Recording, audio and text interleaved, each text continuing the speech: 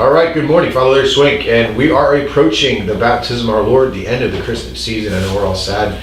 We have to get rid of our Christmas trees and back to ordinary time, but in many ways it is a good thing, because I think sometimes we get fat and lazy, too much celebration. We need to go back to the norm, and that's what ordinary time's about. So I want to talk about one symbol of baptism, and that is the use of chrism oil. At every baptism, a priest or a deacon, after the baby or the adult is baptized, anoints the head of the one baptized with chrism oil, this sweet smelling oil. And when the priest anoints the baby with chrism oil, he anoints the baby a priest, prophet, and king.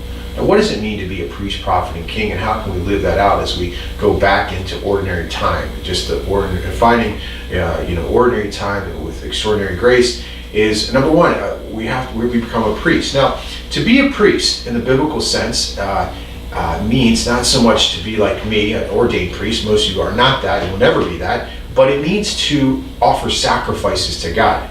The job of an Old Testament priest, and even my priesthood, is to offer sacrifices. Mine, the sacrifice of the Mass, the Old Testament, they offered animals to God for the sins of the people. But for us, it means offering our work well.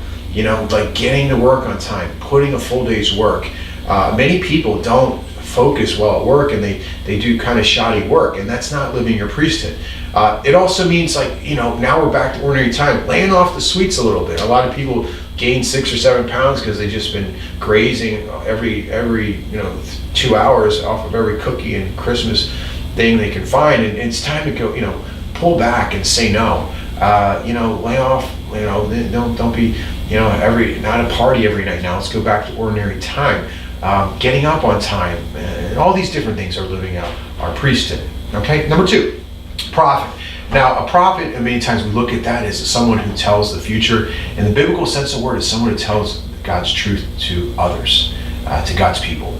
And I think this means, parents, preaching the gospel to your kids, correct them when possible. I think it means making fraternal corrections. It means if you get an awkward situation and someone brings up a topic that's ungodly, not to be afraid to put a godly perspective there. And that happens all the time today. But not to be a coward.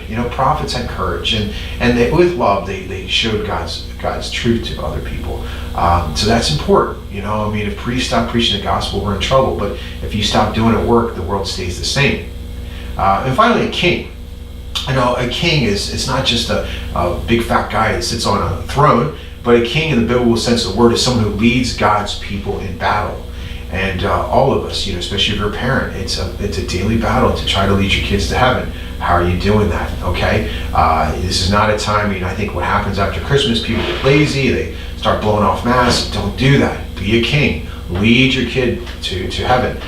Bring your kids to confession once a month. Dads, if you got little kids, maybe finding some Bible stories and sit down with your kids just for 10 minutes after dinner and just read something. Praying as a family. This is ways of living out your kingship. But most importantly, it's by your example. People need that example of what it means to be a king, and that means a leader, a true leader in the biblical sense of the word. So, time for ordinary time. Don't be depressed, but live as a priest, prophet, and a king. God bless you.